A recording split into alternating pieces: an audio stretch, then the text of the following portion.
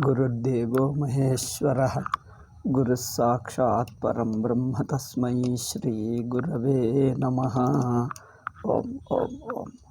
सो बहुकालानन्तरं पुनः पठावः। अतीत पाठे अवस्थानां त्रित्वमधिकृत्य विचारः कृतः। अवस्थाः त्रयः। अत्र तिसृषु अवस्थासु पुनः पुनः आवर्तमानः इति भाष्ये उक्तम्। एवं किल, तिसृषु अवस्थासु आवर्तमानः इति अज्ञानिदृष्ट्या उक्तम् इति वेदितव्यम्। तत्र पश्य, अयमेव आवसथ इति भाष्यवाक्यम् आधृत्य पुनः पठामि। चक्षुर्दक्षिणं प्रथमः, मनो अनन्तरं द्वितीयः, हृदयाकाशस्तृतीयः। एतदपि जाग्रदवस्था चक्षुषि भवति, स्वप्नावस्था मनसि भवति, सुषुप्त्यावस्था हृदयाकाशे भवति। एतत् सर्वं बाह्यदृष्ट्या, शरीरदृष्ट्या अथवा लौकिकदृष्ट्या इति वक्तव्यं। किन्तु अनुभवकाले अहं दक्षिणचक्षुषि जागरितम् अनुभवामि इति कस्यचित् अनुभवो भवति किं? न भवति। मनसि तथैव स्वप्नावस्थापि अनुभवकाले आत्मरूपत्वेनैव साक्षात् आत्मनि अनुभवति। सुषुप्तिरपि तथैव, सुषुप्तिरपि अनुभवकाले सुषुप्तिरेव, सर्वविधद्वैतरहितः एव। एवं एतदधिकृत्यैव विस्तरेण आवाभ्यां चर्चितः। कः? तेषु हि अयम् आवसतेषु पर्यायेण वर्तमानः। पर्यायेण वर्तमानः, आत्मभावेन वर्तमानः। येषु आवसथेषु अर्थात येषु आसु अवस्थासु पर्यायेण वर्तमानः। पर्यायेण इत्युक्ते युगपत् न भवति। तिसृषु अपि अवस्थासु युगपत् न भवति। एकस्यानन्तरम् अन्यस्यां क्रमेण भवति, न तु युगपत् तिसृषु अवस्थासु न भवति इति। कदा भवति तिसु अवस्थात्रयानुभवः? कदा भवति, कस्य भवति? अविद्यावतो पुरुषस्यैव अवस्थात्रयानुभवः इति सूचयितुम् आगामि वाक्यमस्ति। पश्य, अविद्यया। एवं तिसृषु अवस्थासु कथं भवति? केन निमित्तेन? अविद्यानिमित्तेनैव भवति। दीर्घकालं गाढं प्रसुप्तः, दीर्घकालं प्रसुप्तः, गाढं प्रसुप्तः। एतत्तु आलङ्कारिकभाषा। कियन्तं कालमित्युक्ते कियन्तं कालम् अविद्यायां वसति। तथा उक्ते महान् दोषो भवति। ब्रह्म दीर्घकालम् अज्ञानम् अनुभूय पुनः अज्ञानं विहाय ब्रह्म भवति किम्? स कालः दीर्घकालो वा अल्पकालो वा ब्रह्मणः अविद्यावस्थायां पतनं भवति किम्? ब्रह्मणः अविद्यावस्थायां पतनं न भवति। कुतः? ब्रह्मस्वरूपदृष्ट्या ब्रह्म ब्रह्मैव तिष्ठति, न कदाचित् स्वस्वरूपात् प्रच्यवते। ब्रह्म स्वस्वरूपात् न कदाचित् प्रच्यवते, न कदाचित् अविद्याम् अनुभवति, न कदाचित् संसारं वा अनुभवति। नित्यमुक्तः एव तस्य स्वरूपः। तस्य स्वरूपं नित्यमुक्तत्वमेव तस्य स्वरूपं। तर्हि यदि यदि ब्रह्म एव कालान्तर्गतः एवं द्वैतिनः अद्वैतसिद्धान्तम् एवम् अवगम्य निन्दन्ति। ब्रह्मैव अविद्यया संसृष्टः सन् दीर्घकालम् अविद्या संसारे मग्नः दुःखमनुभूय बहुकालादनन्तरं केनचित् गुरुणा उपदिष्टः अविद्यां त्यक्त्वा पुनः ब्रह्मत्वं प्राप्नोति इति। ब्रह्मैव अविद्यायां पतति इति तेषां कल्पनं, न अद्वैतिनो तथा न मन्यन्ते। अद्वैतिनः अविद्यादृष्ट्यैव कल्पितजीवत्वं तत् कल्पितजीवत्वस्यैव कल्पितसंसारे कल्पितसंसारमित्युक्ते अनुभवकाले सत्यमिव यो मन्यते स जीवः एव कल्पितः। कल्पितः इत्युक्ते अध्यस्तजीवः एव तथा मन्यते। शुद्धं ब्रह्म वास्तविकं ब्रह्म न कदाचित् अविद्यामनुभवति। वास्तविकं ब्रह्म न कदाचित् अविद्यामनुभवति, न कदाचित् जीवभावमनुभवति, न कदाचित् संसारमनुभवति। अत एव दीर्घकालं संसारमनुभूय संसाराद् मुक्त्वा मोक्षं प्राप्नोति इति कल्पितजीवस्यैव न तु ब्रह्मणः। ब्रह्मणस्तु नित्यमुक्तत्वात्। इत्येतत् अनवगच्छन्तो ते द्वैतिनः एवम् आरोपयन्ति अद्वैतसिद्धान्ते। अत एव अस्य शब्दस्य अर्थः दीर्घकालं गाढं प्रसुप्तः इत्युक्ते अत्र कालप्रसक्तिर्नास्त्येव। कालानुभवः जीवदृष्ट्या अविद्यादृष्ट्यैव। अत्र पश्य, अविद्यादृष्ट्या एव कालानुभवः। अत एव दीर्घकालम् अविद्यामनुभवति, अविद्यायां गाढं सुप्तः भवति इति वक्तुं शक्यते किम्?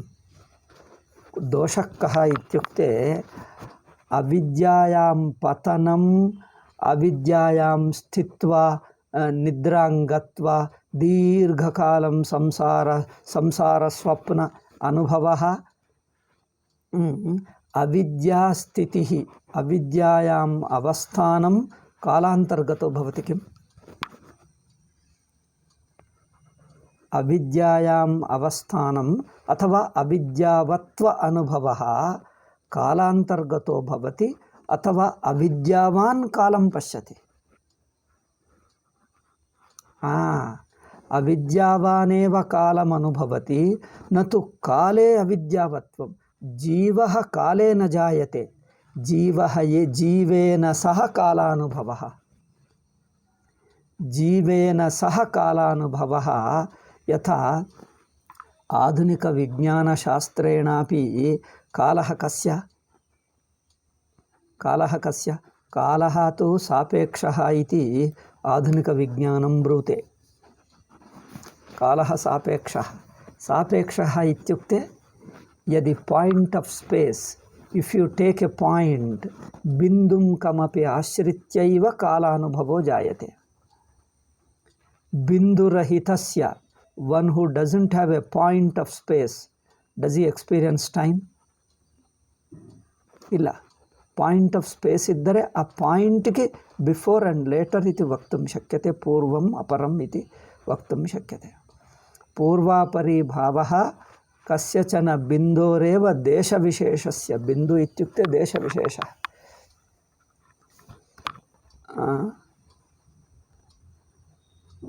ದೇಶಬಿಂದೋಃ, ದೇಶಬಿಂದುಃ, ದೇಶಬಿಂದೋರೇವ ಕಾಲಾನುಭವೋ ಭವತಿ, ದ ದೇಶಬಿಂದುರೇವ ಜೀವಃ.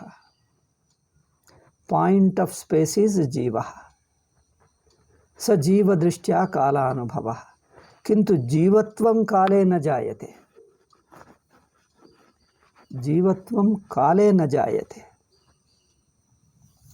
अतएव अत्र उक्तः अविद्यया दीर्घकालं गाढं प्रसुप्तः। अविद्यानिमित्तं दीर्घकालं प्रसुप्तः इत्युक्ते किं भवति? सुप्तिः अत्र अज्ञाननिद्रा। अज्ञाननिद्रा इत्युक्ते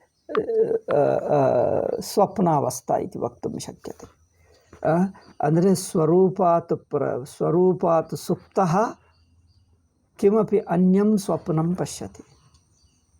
स्वप्नदर्शनकाले लौकिकदृष्ट्या वदामि, स्वप्नदर्शनकाले लौकिकजागरितावस्थानुभवं विस्मृत्य स्वप्नं पश्यति इति लौकिका मन्यन्ते।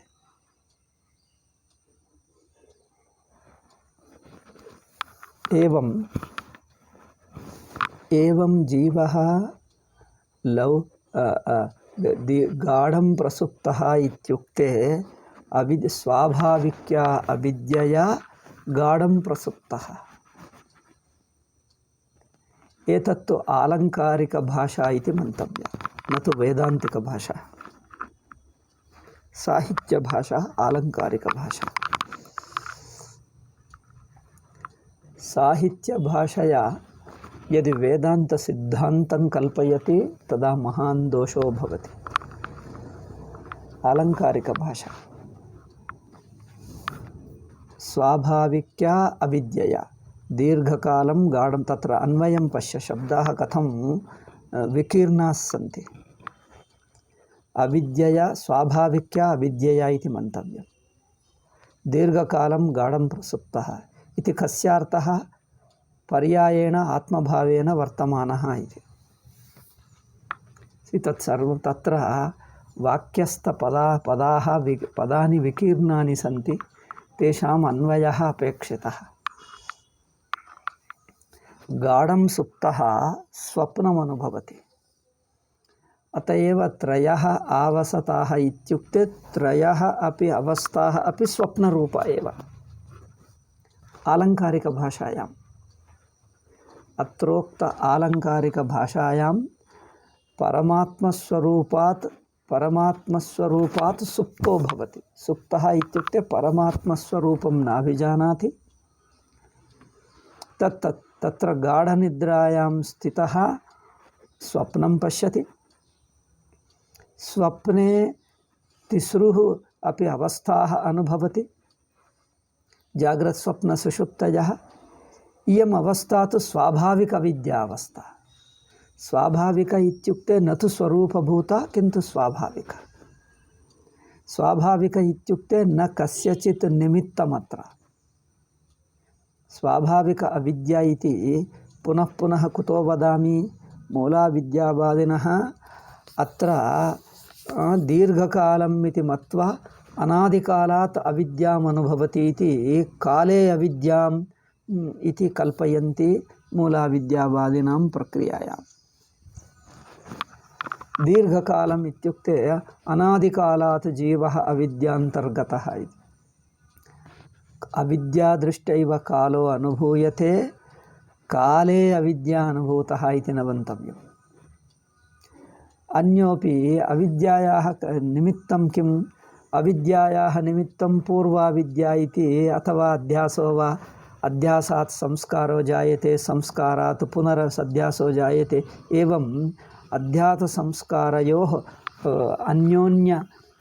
अन्योन्य कार्यकारणभावेन ಒಂದು ಕಾಲಕ್ರಮೇಣ एतत् सर्वं भवति इति कल्पयन्ति। अध्यासः आदौ भवति। आदौ इत्युक्ते तत्र आदिः अन्तो नास्ति। मूलाविद्यातः अध्यासो जायते। अध्यासः यदा अपगच्छति मीन्स् इत्युक्ते अध्यासः यदा अपगच्छति तदा अध्यासस्य संस्काराः भवन्ति। संस्काराः मूलाविद्यायां तिष्ठन्ति, ते पुनः अध्यासं जनयन्ति। अध्यासः मृत्वा संस्कारं जनयति। संस्कारं मूलाविद्यायां तिष्ठति, मूलाविद्यासमेतसंस्कारः पुनरध्यासं जनयति। अध्यासः यदा समाप्तो भवति तत् संस्कारं जनयति। एवम् अध्यासं संस्कारजनकं मन्यन्ते। अंतःकरणे अंतःकरणकार्यभूतं मन्यन्ते ते अविद्यां। वयम् अध्यासं तेषामध्यासस्य अस्मदध्यासस्य च भेदो अस्ति।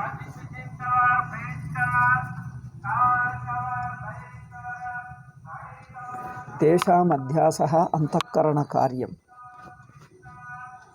अस्माकमध्यासः न अंतःकरणकार्यम्, अंतःकरणरूपमेव,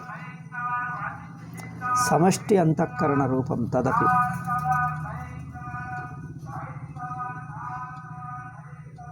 समष्ट्यन्तःकरणरूपम् एव अध्यासः। ते मन्यन्ते अध्यासः मनः कार्यम् इति मन्यन्ते। कार्यमित्युक्ते व्यष्टि अंतःकरणम्, ए गिवन् थाट् इस् अध्यास ते मन्यन्ते। ए गिवन् थाट् इस् अध्यास। अंतःकरणस्य वृत्तिविशेषम् अध्यासं मन्यन्ते। न वयम् अंतःकरणस्य वृत्तिविशेषं मन्यामहे। वृत्तिविशेषमित्युक्ते अनेकवृत्तिषु एकवृत्तिः अध्यासः, अन्येपि वृत्तयः सन्ति, अन्यापि वृत्तयः सन्ति, वृत्तयः। अंतःकरणस्य अनेकाः वृत्तयः सन्ति, तासु एकैव अध्यासः इति। वयं तु सर्वमपि अंतःकरणम्, अंतःकरणस्य सर्वाः अपि वृत्तयः देशवृत्ति, कालवृत्ति, प्रपञ्चवृत्तिरपि सर्वं मिलित्वा समष्टि अंतःकरणमेव अध्यासवृत्तिं मन्यामहे। भेदः अवगतः? असकृदुक्तमिति मन्ये।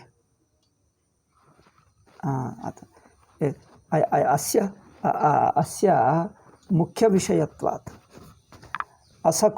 असकृत् उपन्यासः अपेक्षितः। अतिमुख्यविषयत्वात् असकृत् उपन्यासः, असकृद्वर्णनम् उपकाराय भवति। जिज्ञासोः मनसि सम्यक् उपस्थितो भवति, न विस्मरेदिति। अत एव अध्यास इत्युक्ते समष्टि अंतःकरणमेव अध्यासः। तत्र सर्वाः अपि वृत्तयः आयान्ति अहं वृत्ति समेतं। पश्य, अहं वृत्ति, इदं वृत्ति, तत्र देशवृत्ति, कालवृत्ति, प्रपंचवृत्ति, इदं वृत्ति, अहं वृत्ति, अंतःकरणवृत्ति, देहवृत्ति, देहेन्द्रिय मन प्रपंच सर्वाः अपि वृत्तयः मिलित्वा समष्टि अंतःकरणमेव अध्यासः। तत्र समष्टि इत्युक्ते कार्यकारणभावोऽपि अध्यासान्तर्गत एव। अवगतः? कार्यकारणभावोऽपि अध्यासान्तर्गत एव।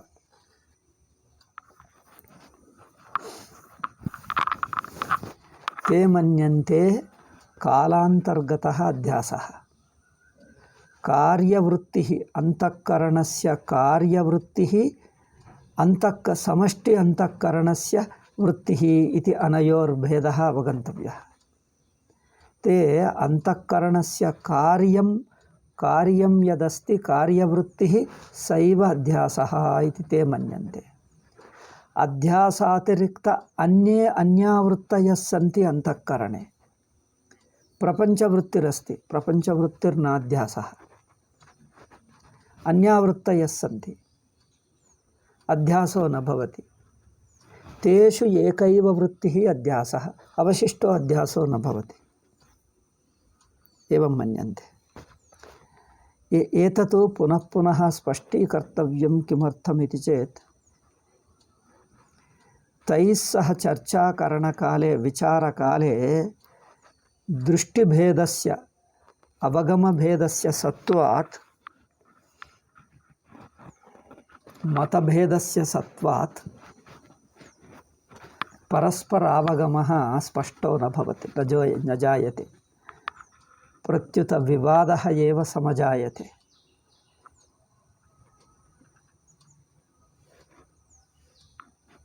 विवादः एव संजायते। कुत इति चेत् तेषां पक्षः अस्मदीयाः नावगच्छन्ति, अस्मदीयानां पक्षः ते नावगच्छन्ति। स्वपक्षमेव गृहीत्वा स्वपक्षानुगुण्येन स्वपक्षविरुद्धत्वात् स्वपक्षानुगुण्येन परपक्षम् अवगच्छन्ति।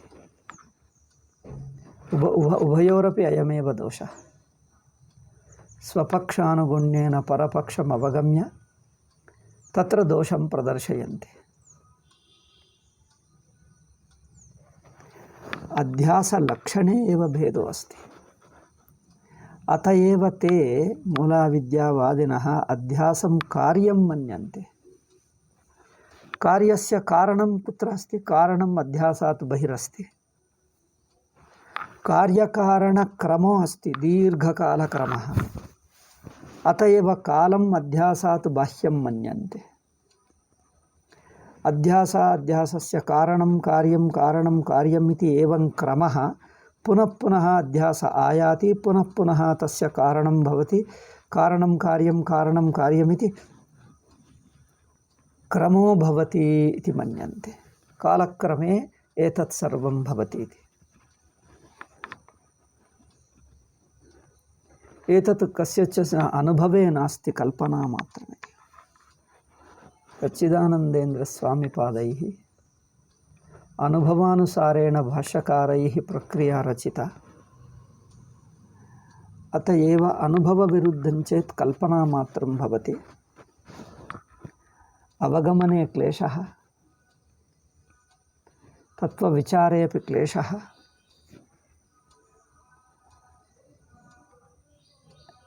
अवगमने क्लेशः तत्त्वविचारे क्लेशो भवति इति मत्वा अनुभवविरुद्धम् अनुभवे अविद्यमानकल्पना अप्रामाणिका, भाष्यविरुद्धा इति निरस्ता, निराकृता।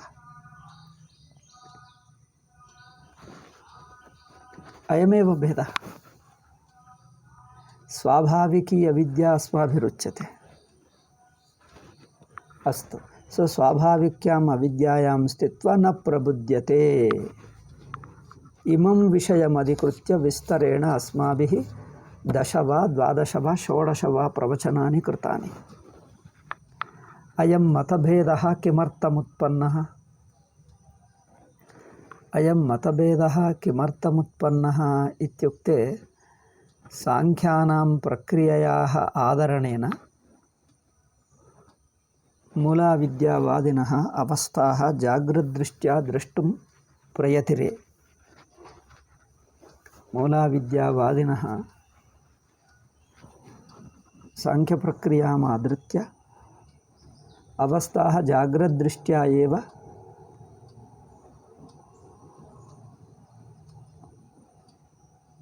अपश्यन्। वयं तु जागृद्दृष्ट्या न दृष्ट्वा अपश्यन्तो स्वानुभव साक्षि अनुभवदृष्ट्या अवस्थाः साक्षात् पश्यामः। तत्र सुषुप्तिः किं भवति? सुषुप्ति जागृत् स्वप्नं त्रयः अपि प्रत्ययाः साक्षात् आत्मनि अध्यस्ताः। तिस्रः अपि अवस्थाः साक्षात् आत्मनि अध्यस्ताः। तत्र जागृत् स्वप्नयोः सुषुप्तौ लयः शास्त्रकल्पितः।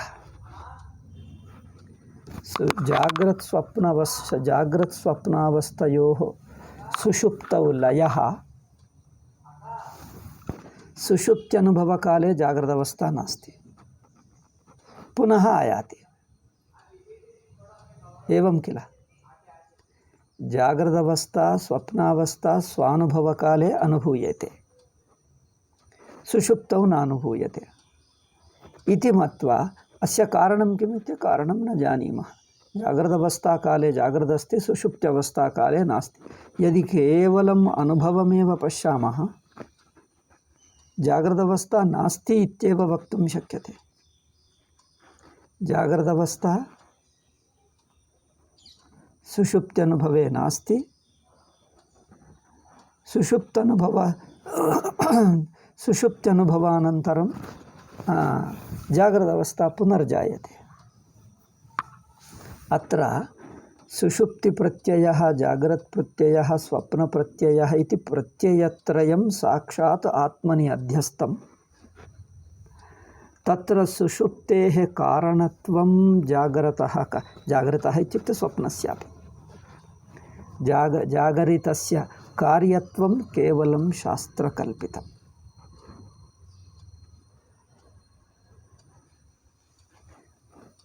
कुतः? जागरितावस्था अपगच्छति पुनरायाति।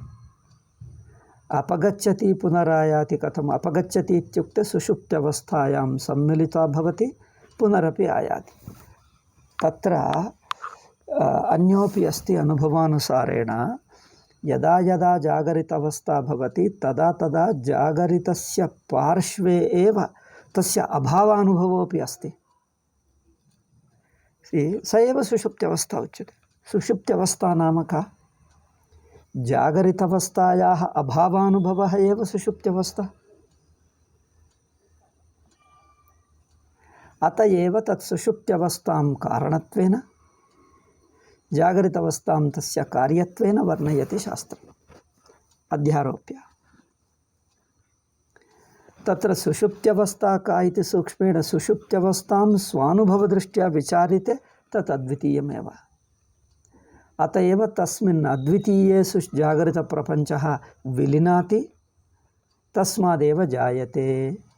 तत्र तस्मिन्नेव विलीनाति जायते इत्युक्ते तत्र विलयः पुनः आविर्भावस्तु कल्पितत्वेन मत्वा, अध्यस्तत्वेन मत्वा, अध्यस्तस्य अधिष्ठानात् अनन्यत्वम्। अध्यासवर्णनस्य तात्पर्यं किम्? अध्यासवर्णनस्य, रज्जौ सर्पवर्णनस्य, सर्पाध्यासस्य वर्णनस्य तात्पर्यं किम्?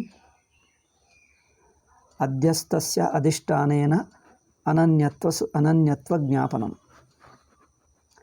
सर्पः यो अध्यस्तः स्वाधिष्ठानात् अनन्यः एव स्वयं सर्पो नाम नास्ति, तत् भ्रान्त्या सर्पत्वेन अमन्यत, वस्तुतस्तु सर्पस्तु रज्जुरेव। अधिष्ठान अध्यारोपकल्पना प्रक्रियार्थम्, उपदेशार्थम्। सुषुप्तिम् अधिष्ठानत्वेन कल्पनं, जागरितस्य कार्यत्वेन कल्पनं, कार्यकारणयोः अनन्यत्व उपदेशाय।